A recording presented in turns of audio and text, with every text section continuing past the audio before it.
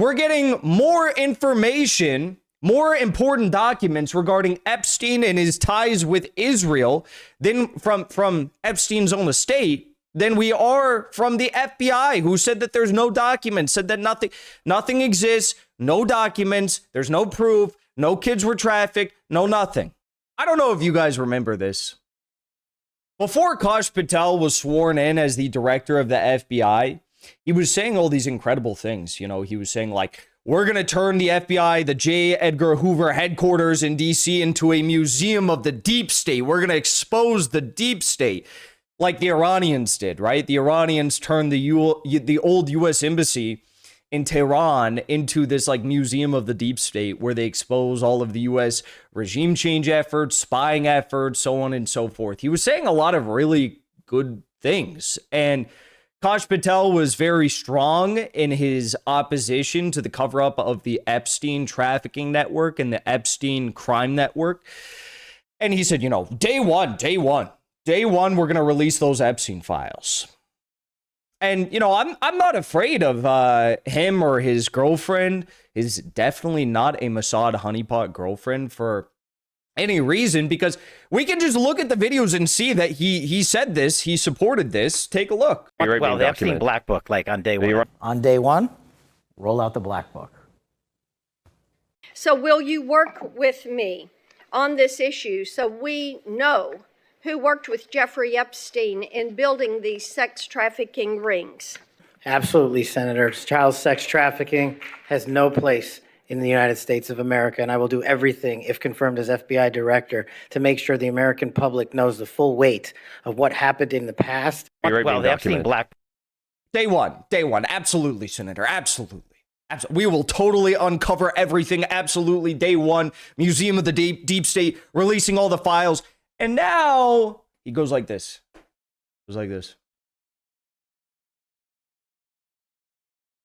I've seen everything in the files. There are no files. There were no kids. Nothing happened. Actually, I've read all the pages of the 9/11 classified report, and actually, there's nothing bad there. The questions that you're asking are not answered in the documents that I have before me. My girlfriend is not a Mossad honeypot, I promise. These are a bunch of lies. I love my girlfriend. Yes, I used $60 million in taxpayer money to fly a private jet to go see her do a wrestling event, but she is a country music sensation. She's a strong American patriot. Maybe she supports Israel more than she does America, but at the end of the day, I am telling the truth about the Epstein lies, and there's nothing suspicious about the fact that I flip-flopped as soon as I got into office. Do not redeem! That's essentially what we have leading the FBI. Now, I'm starting off with this story. I'm not starting off with talking about Alexis Wilkins, his girlfriend, not even fiance, because, of course, you know, Patel has come out and said that there's no kids that were trafficked. The Epstein stuff is all a hoax. But actually, there's been a new trove of documents that have been released. Journalists are starting to go through this. There's been Senate testimonies on these documents, and what is really behind this special relationship that Epstein had with Mossad and Israeli officials, okay? Leaked documents show that Jeffrey Epstein helped arrange talks between the Israeli government and Cote d'Ivoire that culminated in the signing of a formal defense agreement in 2014. Epstein made introductions and held meetings between Ivorian leaders and Israeli intelligence-linked firms and individuals that helped lay the groundwork for the deal that helped flood Cote d'Ivoire with Israeli surveillance tech. This is the latest entry in a series of stories about Epstein's links to the Israeli intelligence world, including in Africa. Okay, so that's pretty damn interesting. Then we got this one. This one came out this week. Israeli spies stayed for weeks at a time with Jeffrey Epstein in Manhattan. In mid-October, the House Oversight Committee released an interview with former U.S. prosecutor Alex Acosta, who told the panel that contrary to widespread public reporting, he had never told Steve Bannon that Epstein belonged to intelligence. Oh, yeah. All a hoax. All a hoax. He had never told Steve Bannon this, okay? And Acosta denied ever discussing Epstein with Bannon. Where are those Bannon-Epstein interviews, by the way? Why have those not been released? and claimed to have no knowledge as to whether he was or not a member of the intelligence community. Yet, along with Acosta's interview, the House panel also received a new cache of documents from Epstein's estate containing direct evidence of Epstein's links to Israeli intelligence. Epstein's personal calendars reveal that a senior Israeli intelligence officer with personal ties to former CIA director Leon Panetta lived at Epstein's Manhattan apartment for multiple stretches between 2013 and 2016. When cross-referenced with emails linked from the inbox of former Israeli Prime Minister Ehud Barak, a portrait emerges of Epstein at the nexus of high-ranking intelligence officials in both the U.S. and Israel. This is the fourth piece in Dropside's ongoing series on Jeffrey Epstein's role in brokering intelligence deals for Israel. In the first, we exposed Epstein's role in brokering a security agreement between Israel and Mongolia. In the second, we identified Epstein's effort to set up a back channel between Israel and Russia during the Syrian civil war.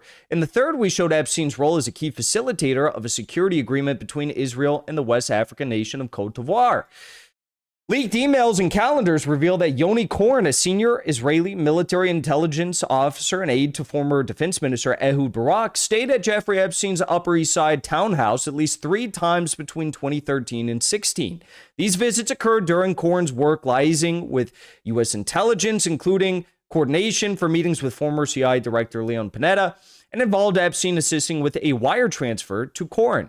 The documents released by the U.S. House Oversight Committee and reported by Dropside News highlight Epstein's facilitation of connections between Israeli officials and American figures, like the former CIA director, amid Korn's background in covert operations with Mossad and Amman.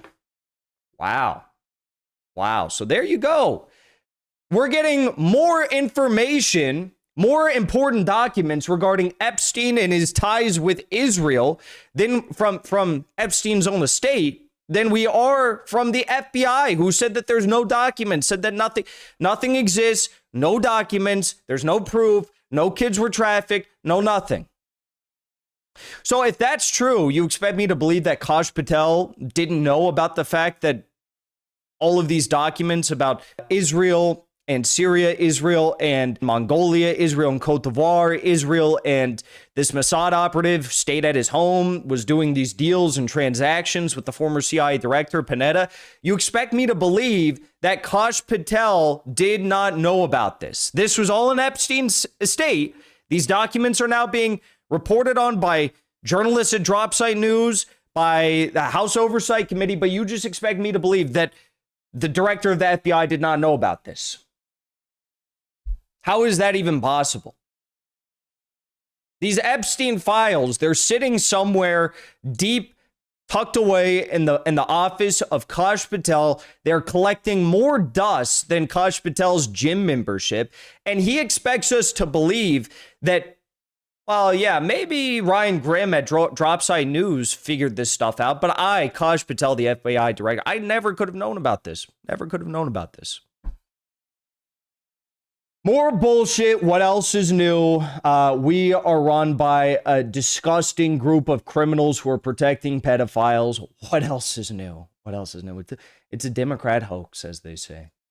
Before you leave, I want to say thank you for the support, because after 2 years of being banned, we are finally back home on YouTube. So be sure to subscribe to our channel and also join as a member on our channel using the link at the top of the description. I rely on the generous support of viewers like yourself to get the truth out to as many people as possible. You can also support the show on Locals or Give Sin Go. The mainstream media and the powers that be are never going to stop attacking us for bringing the truth to as many people as we do.